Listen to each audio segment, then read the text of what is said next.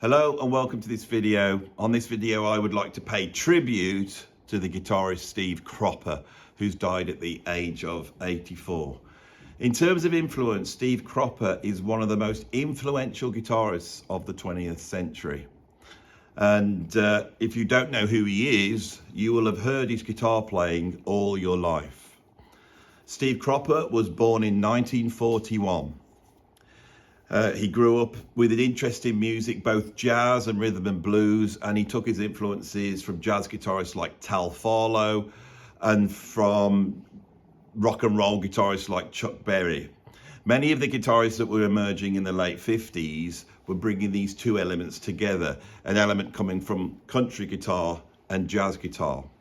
A guitarist that had really brought these two elements together was the guitarist who had really invented electric guitar playing, and that was Charlie Christian.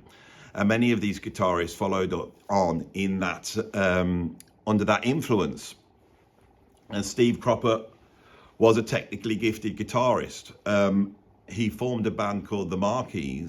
They signed to Stax Records when he was 20 years old, and the guys who ran Stax were so impressed by his professionalism as well as his ability that he was signed up to become the house guitarist at Stax Records. Now, what he then goes on to do, I cannot really explain without going on for a long time what this guy did on guitar.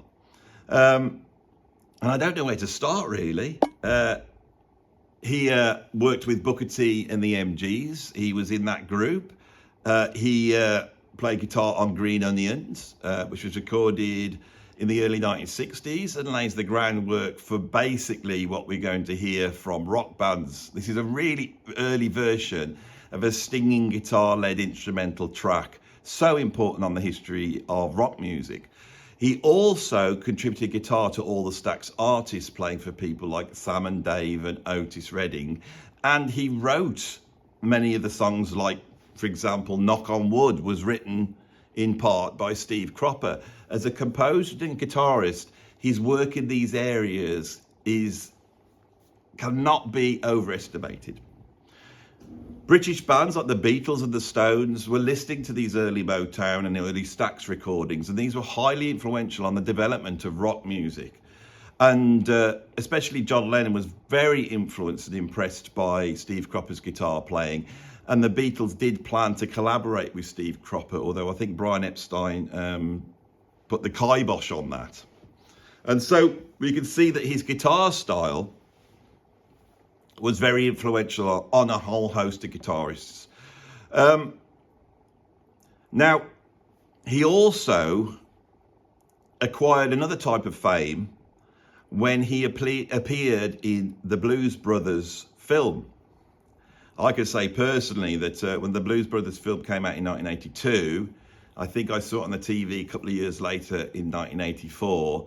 And for me, that film, apart from being very funny and entertaining, was also a revelation, because we were seeing artists in that are no longer with us, but were still alive then. People like Ray Charles and John Lee Hooker, James Brown, Chaka Khan, all these people appear in that film. And it covered soul music, if you want to call it that, from right back to John Lee Hooker all the way up to a contemporary artist like Chaka Khan.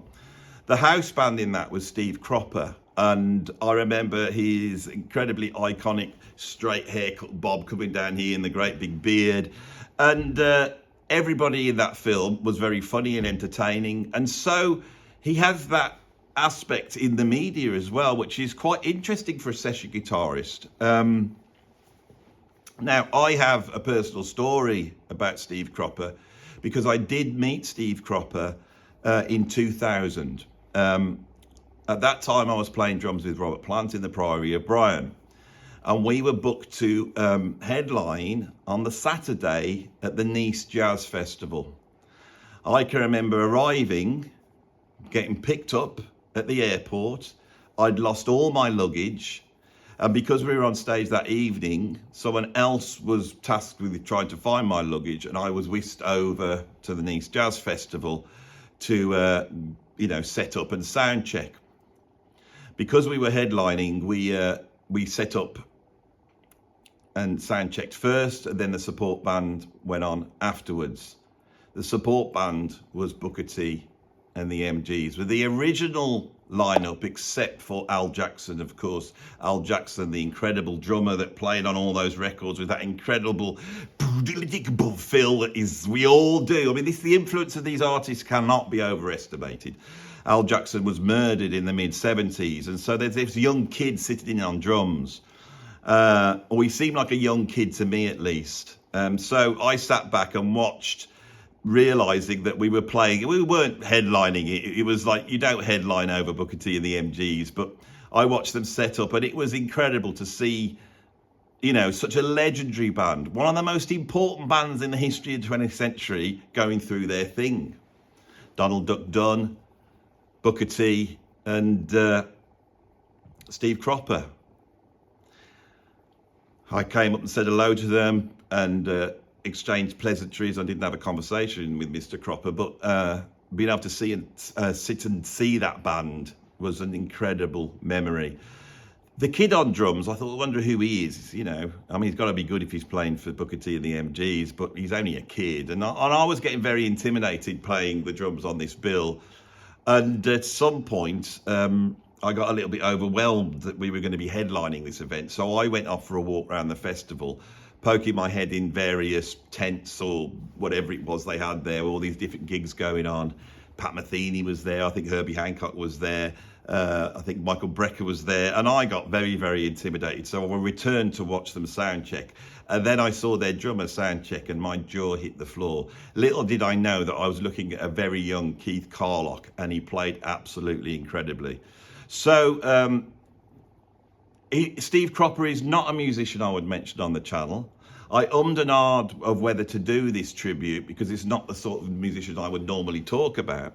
But for me, the brilliance, the influence, and the sheer power of personality on an instrument,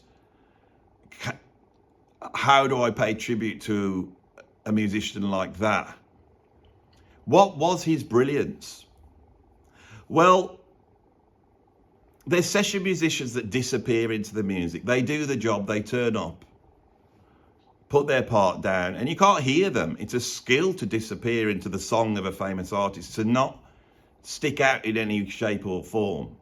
But Steve Cropper could do that if required, but he could also leap out of the music. If we listen to, for example, Green Onions as a tune, without that stinging guitar chopping in, it would just be another sort of organ-based, shuffly rhythm and blues tune. It's the attack and the almost distortion that you're hearing, but also the way Cropper comes in and the timing of it. And that kick there opened up the ears of the youth of that time. It's astonishing to think that in, say, 1964, 65, when he's playing on Midnight Hour or Knock on Wood or, you know, Sitting on the Dock of the Bay, whichever one he's playing on, that he was literally 22 or 23 years old. It's quite incredible to think that that was the age he was at. And perhaps for all his knowledge of jazz harmony, jazz playing from the likes of the jazz guitarists he followed, you know, whether it be Wes Gorry, Tal Follow, whoever, and then the sort of whole, you know, Chuck Berry, Scotty Moore, more country, Chet Atkins style playing. It wasn't just the fact that he had that. He was young enough to have his finger on the pulse and understand what this music meant to a generation who were finding their own music and disassociating themselves from the generation that had gone before. Steve Cropper, for me, is perhaps the first rock guitar hero. So this is a sad day. He led a reasonable life. He was 84 years old. So I would like to pay tribute to Mr. Cropper and his incredible achievements in music. Rest in peace.